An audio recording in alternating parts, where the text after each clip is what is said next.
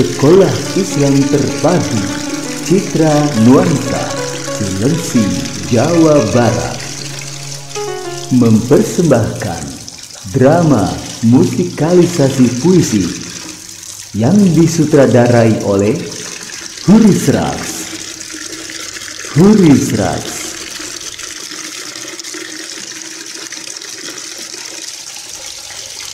Kami memanggil para guru Sekolah Islam Citra Nuansa untuk maju dan naik ke atas panggung.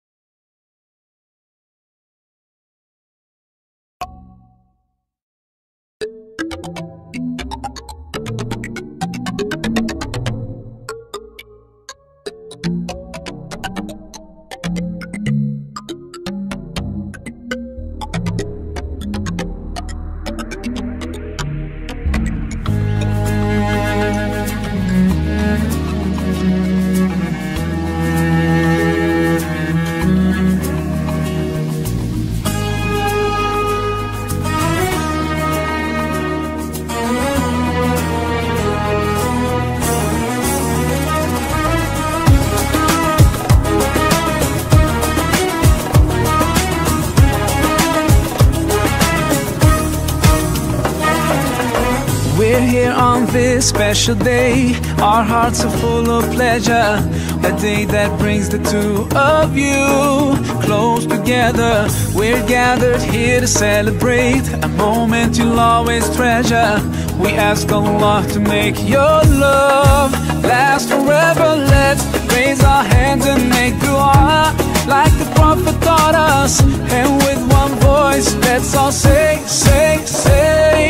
Barakallahu lakuma wa baraka alaykuma wa jama'a baynakuma fi khair. Barakallahu lakuma wa baraka alaykuma wa jama'a baynakuma fi khair.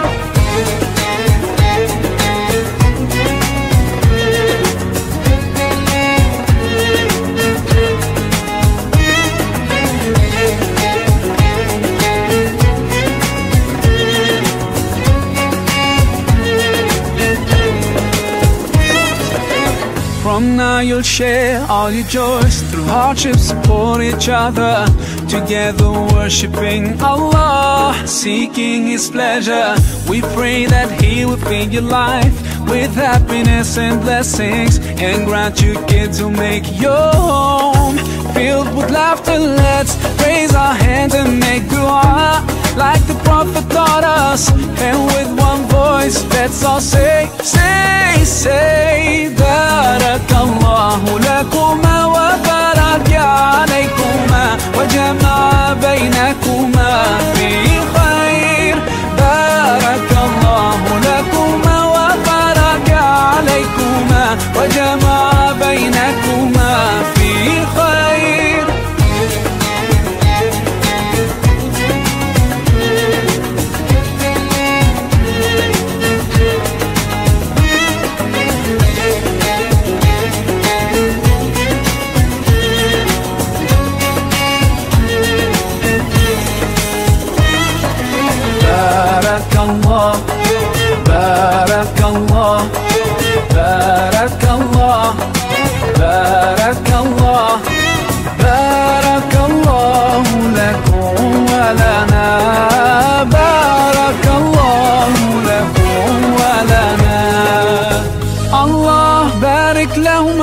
الله أدم حبهما الله صل وسلم على رسول الله الله تب علينا الله ارضى عنا الله اهد خطانا على سنة نبينا. Let's raise our hands and make dua like the Prophet taught us, and with one voice let's all say, say, say Barakallahu lakuma wa baraka alaykuma wa jama'a bainakuma fi khair.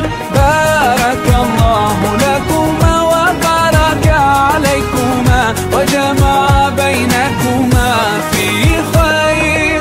Barakallahu lakuma wa baraka alaykuma wa jama'a bainakuma fi khair. Barakallahu lakuma wa baraka alaykuma wa jama'a bainakuma fi khair.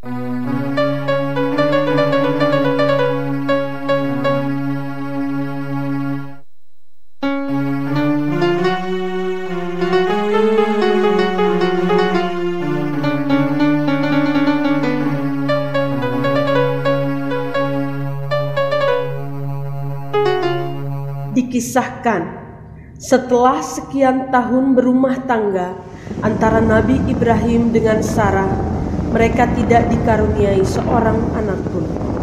Maka terjadilah percakapan antara Nabi Ibrahim dan Sarah. Istriku yang aku cinta, usia kita semakin berkurang. Aku pun sudah merasa menua. Ingin sekali aku memiliki keturunan yang kelak bisa meneruskan aku untuk berdakwah di Palestina ini. Benar suamiku, namun sepertinya Allah belum mengizinkan aku untuk mengandung anakmu. Datangilah istrimu Siti Hajar. Insya Allah aku rela ia mengandung anakmu, dan kelak akan meneruskan keturunanmu dan dakwah Islam ini.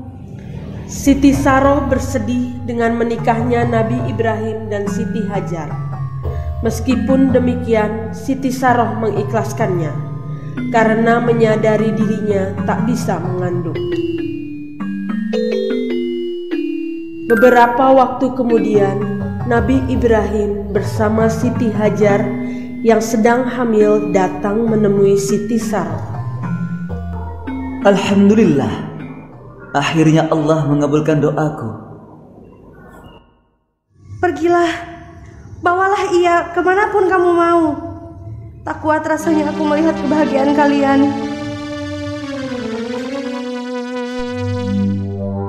Istriku Siti Hajar, ikutlah denganku. Hendak kemanakah kita suamiku? Entahlah, aku pun tidak tahu. Baiklah.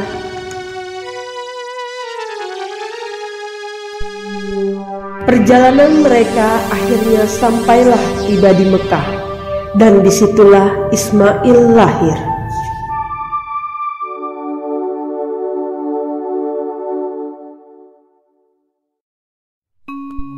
Dengan lahirnya Ismail, maka Nabi Ibrahim mengakhiri perjalanannya. Kemudian tak lama setelah kelahiran Ismail, Nabi Ibrahim meninggalkan mereka berdua di tempat yang tandus. Baiklah istriku, cukup sampai di sini. Aku harus meninggalkan engkau dan anakku yang tercinta. Kumohon suamiku, jangan tinggalkan kami.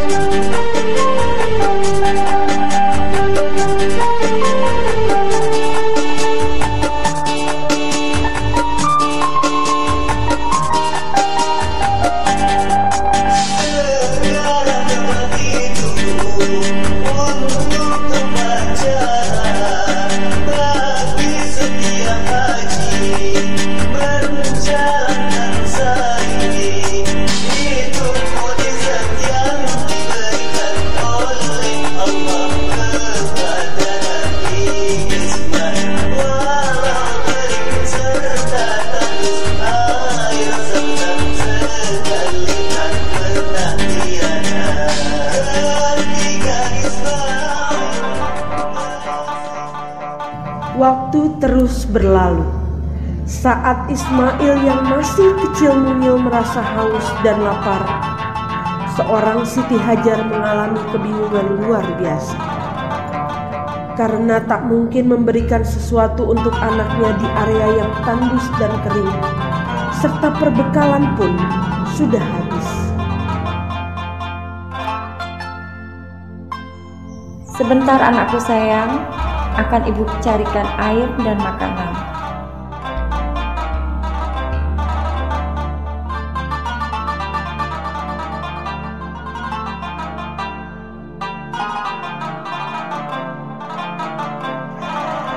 Lalu malaikat Jibril menghampiri.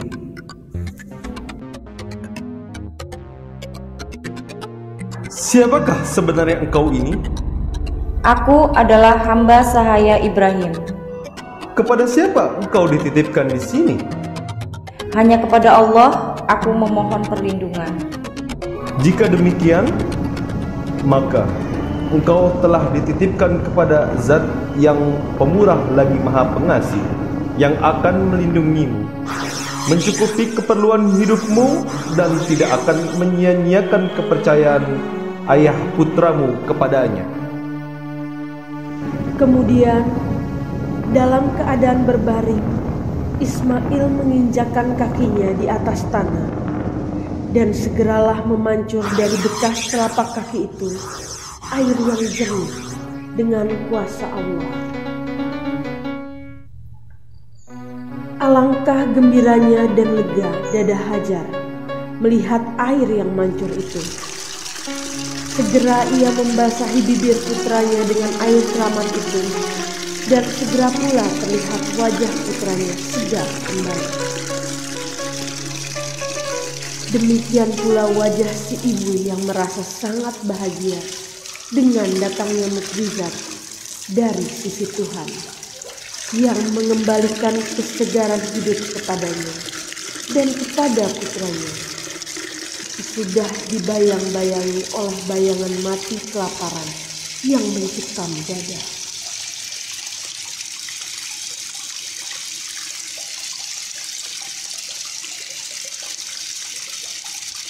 Dari kejauhan, makin dekat, muncul suku-suku Jurhum. Allahu Akbar, Allahu Akbar, Allahu Akbar. Siapakah saudara-saudara ini? Kami dari suku Jurhum. Kalian sendiri siapa? Keajaiban apa yang telah terjadi? Dari mana asal air ini? Kalian hanya berdua. Keajaiban yang luar biasa. Cukup. Apa yang sebenarnya terjadi, saudaraku? Sudah lama kami tinggal di sini, sampai saatnya kami merasa hidup kosong, tanpa akar, pohon, ranting dan daun. Berkat pertolongan Allah, muncullah sumber air ini. Maha suci Allah dengan segala kekuasaannya.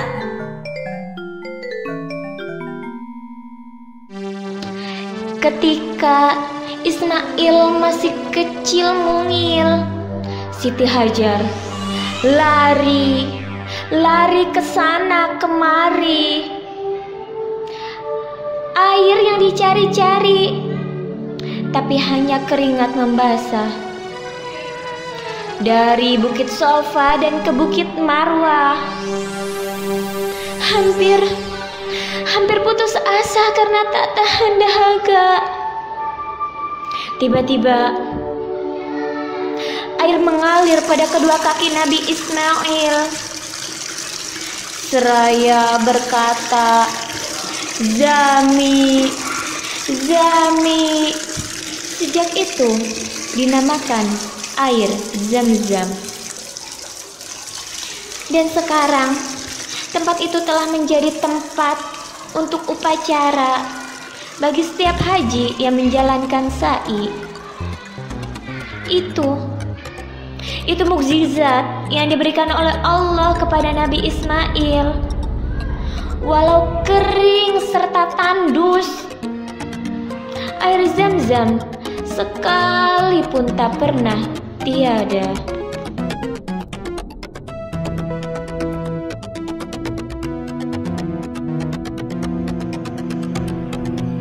Dikisahkan setelah beberapa lama meninggalkan Siti Hajar dan Ismail sendirian di tempat yang tandus, Ibrahim bersedih dan tak tega membayangkan istri dan anaknya yang dikasihinya tinggal sendirian.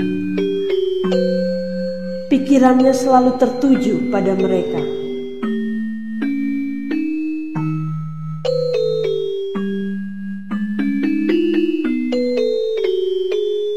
Assalamualaikum. Wah, sudah besar sekarang kau, Ismail. Iya, ayah. Ibu memelihara aku dengan baik. Bagaimana kabar ayah? Alhamdulillah baik. Aku diutus oleh Allah untuk membangunkan Ka'bah. Maukah kau membantuku, nak? Kerjakanlah apa yang diperintahkan Allah kepadamu, dan aku akan membantumu dalam pekerjaan yang mulia itu. Akhirnya mereka pun membangun Ka'bah. Rumah tangga pun kembali terbangun utuh dan harmonis.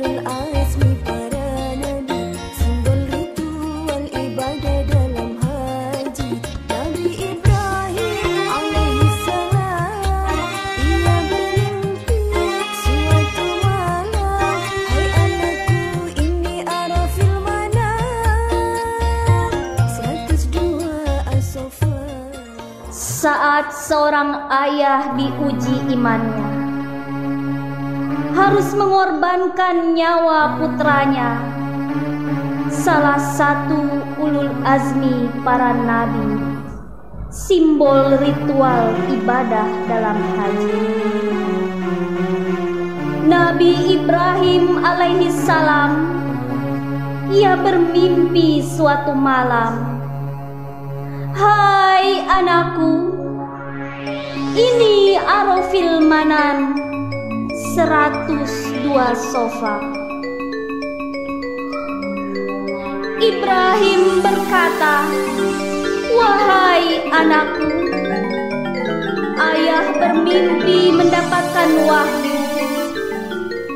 Allah meminta ayah menyerahkanmu, dirimu untuk aku persembahkan. Sungguh berat hati, pedih dan perih."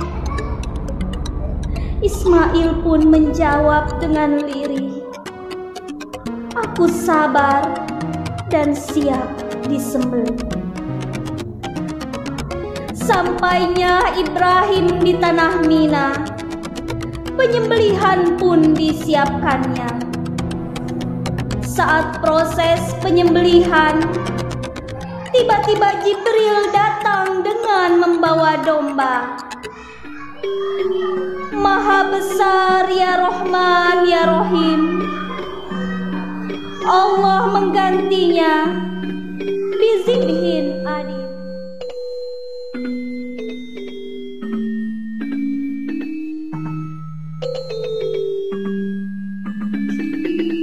Selang berapa lama dari tahun-tahun berikutnya, Ibrahim pun mengalami mimpi. Kali ini dalam mimpi itu, dia diperintahkan oleh Allah untuk menyembelih anaknya Ismail, anak satu-satunya dan sangat dicintai.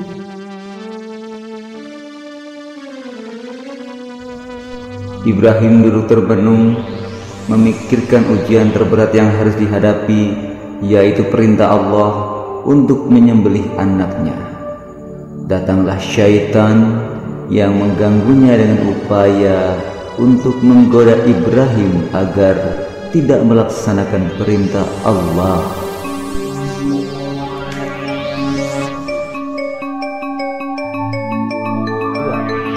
Jangan mau Ibrahim, urungkan niatmu. Bukankah Ismail anakmu satu-satunya?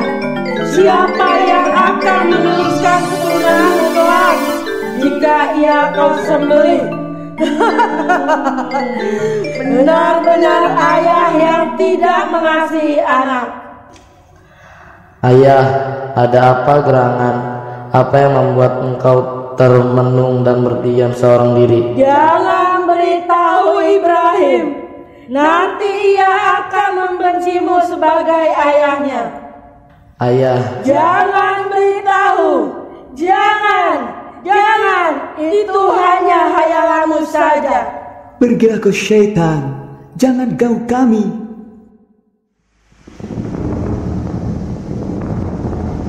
Anakku yang kukasihi, permata ayah, hanya engkaulah kelak yang akan meneruskan keturunanku. Aku diperintahkan Allah untuk menyembelihmu. Berat rasanya aku melakukan ini. Bagaimana menurutmu?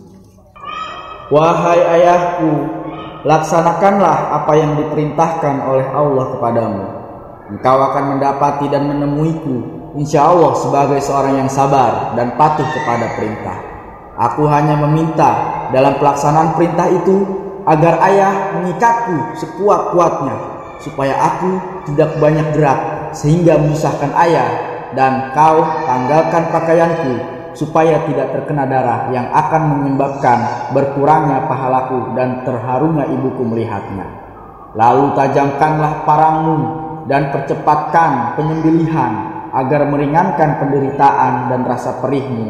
Lalu sampaikan salam untuk ibuku. Bahagialah aku memiliki seorang putra yang taat kepada Allah. berbakti kepada orang tua dan ikhlas menyerahkan dirinya untuk melaksanakan perintah Allah.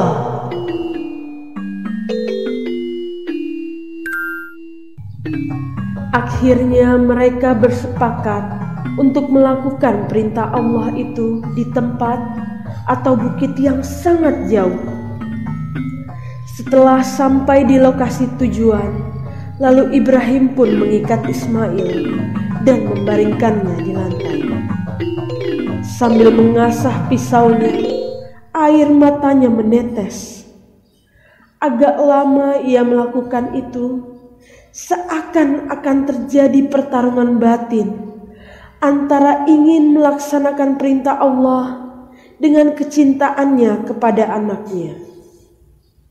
Namun ternyata parang yang sudah diasah itu menjadi tumpul di leher Ismail. Berkali-kali ia coba untuk menyembelihnya, namun gagal. Sampai akhirnya turunlah wahyu melalui malaikat Jibril. Wahai Ibrahim, engkau telah berhasil melaksanakan mimpimu. Demikianlah kami membalas orang-orang yang berbuat kebajikan.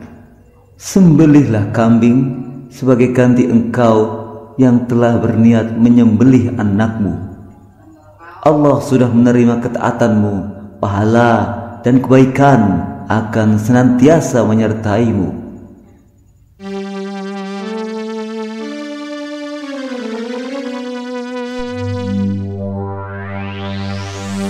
Allahu Akbar, Allahu Akbar, Allahu Akbar, La ilaha illallah, Allahu Akbar, Allahu Akbar, walillahil hamd. Allahu Akbar, Allahu Akbar.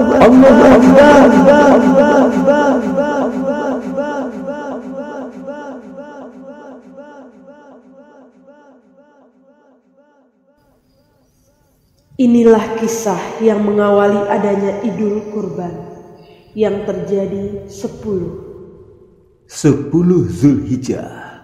10 Zulhijjah. Terdengar kumandang takbir, malaikat Jibril, Nabi Ismail alaihissalam, serta Nabi Ibrahim alaihissalam. Turut berturut kumandang takbir menjadikan kalimat takbir yang kini kita dengar. Allahu Akbar, Allahu Akbar, Allahu Akbar.